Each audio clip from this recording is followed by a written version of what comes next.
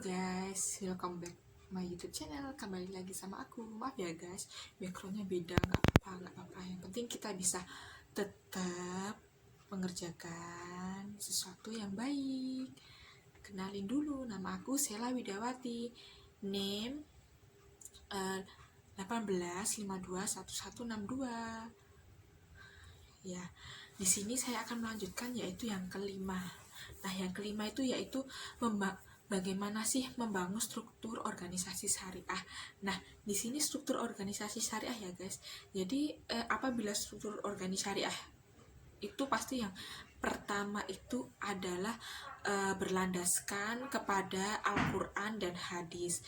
Nah, di sini berarti semua organisasi yang sistem organisasinya syariah itu yang pastinya yang pertama berlandaskan Al-Quran dan hadis. Jadi cara pengerjaannya, kemudian semua kegiatannya, kemudian sistem-sistemnya yang ada di dalamnya, kemudian pengelolaan, pemasukan, pengeluaran, semuanya menggunakan sistem berpedoman kepada Al-Quran dan hadis. Nah, selanjutnya yang kedua yaitu budaya keterbukaan.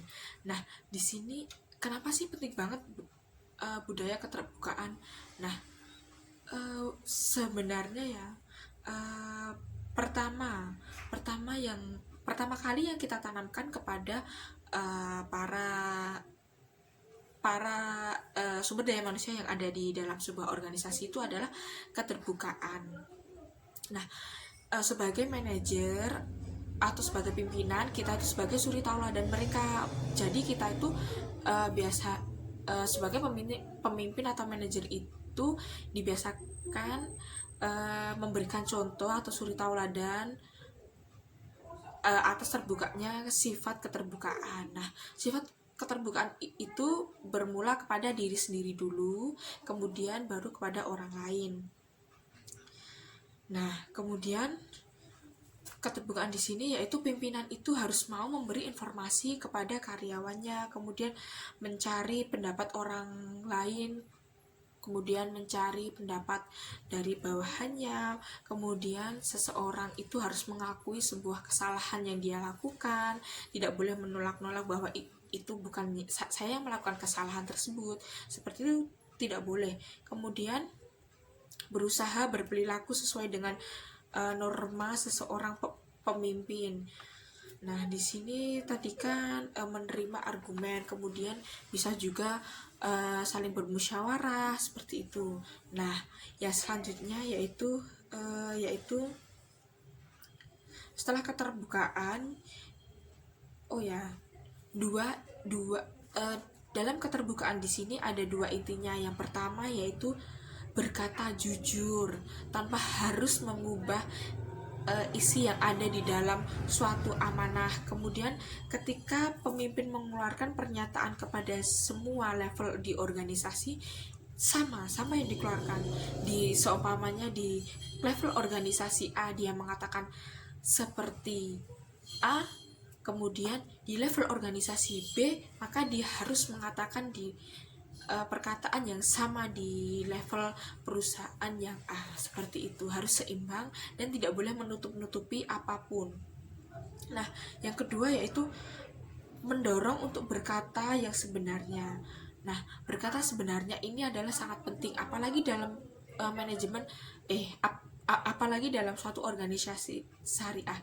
Nah, di sini tuh menurut saya berkata sebenarnya itu sangat penting ya. Karena apa? Karena berkata sebenarnya itu membuat seseorang menjadi percaya kepada kita. Bayangkan saja seumpamanya saya percaya kepada Anda, tetapi Anda tidak saya sudah memberi kepercayaan kepada Anda, tetapi pada suatu hari Anda berbohong kepada saya, maka itu akan menurunkan tingkat kepercayaan saya.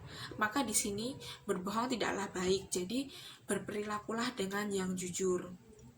Karena dengan perilaku jujur kita bisa membangun kepercayaan antar sesama.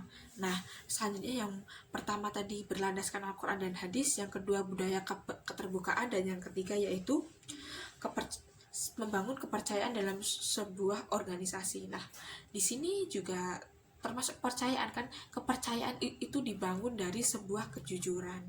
Nah,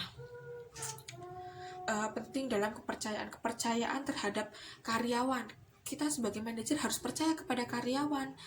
Contohnya, kita sebagai manajer memberikan tanggung jawab kepada karyawan. Kita harus mempercayai tersebut bahwa karyawan tersebut mampu melakukannya dengan yang terbaik.